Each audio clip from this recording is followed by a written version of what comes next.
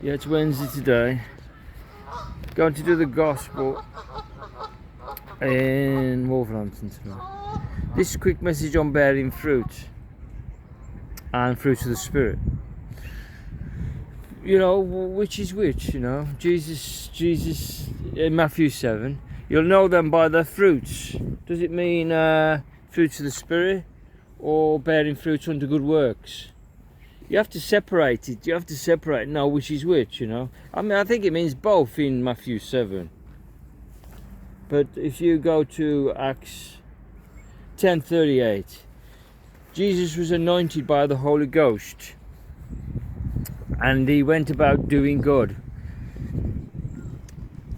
unto good works. So Jesus leaves the example that we have to do good works, bearing fruit. What's the point of calling us if we just go to church? You know, what's the point?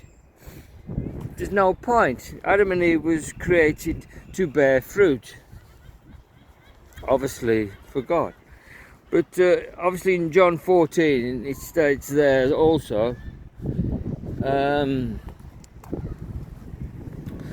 he states there, the works I do, you will do also. He says the works I do, you will do also in John 14. Obviously this is not the fruit of the Spirit. And so we have to separate these two. It's if we go to Ephesians 2:10 again, this backs it up. It states there, we were predestined, ordained unto good works. Unto good works. So this you know, you've got to make this clear, which is which, you know.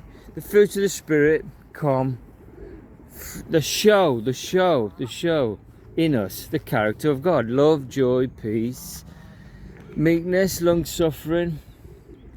But obviously we have to bear fruit unto good works, which Jesus did in the Gospels, and he leaves the example that we should do also.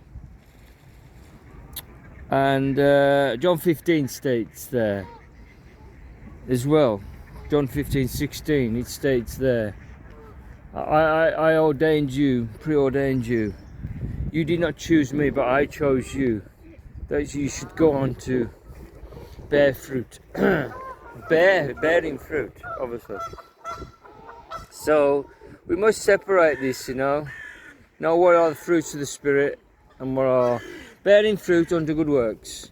God didn't call us just to have a lazy time on this earth. He created us for a reason, that we would bear fruit unto good works, healing, salvation, deliverance, that my Father would be glorified. If you obviously, if you just doing a nice lukewarm Christian walk and doing nothing, then what's the point of that? God isn't glorified in that, you know. So quick message there on that. So what you think on that might be different, but you know.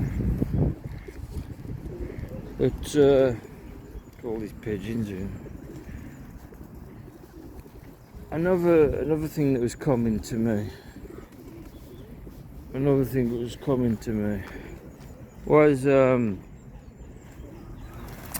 Hebrews 11:40. Hebrews 11:40. It states there. It says all these died in faith, not and received the promise. And the last verse states that they would not be made perfect. That they would not be made perfect. And obviously Jesus was perfect, and all these Old Testament prophets,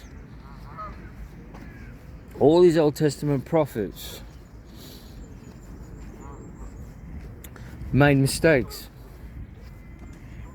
and which had to be, they had to be, they could not be perfect.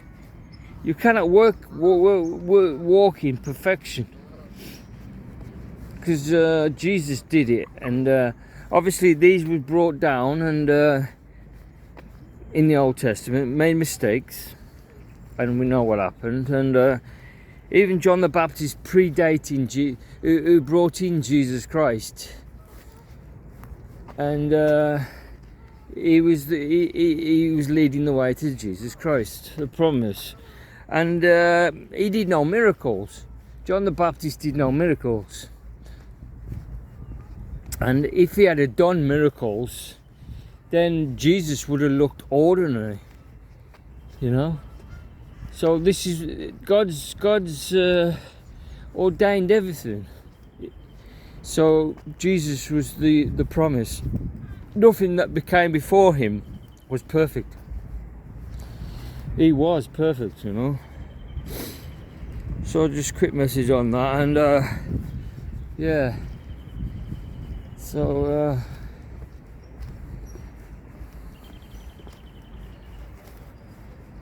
yeah, just pop down, yeah, sort of.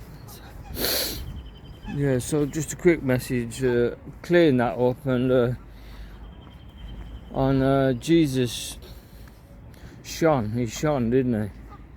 And all that went before him had fallen, and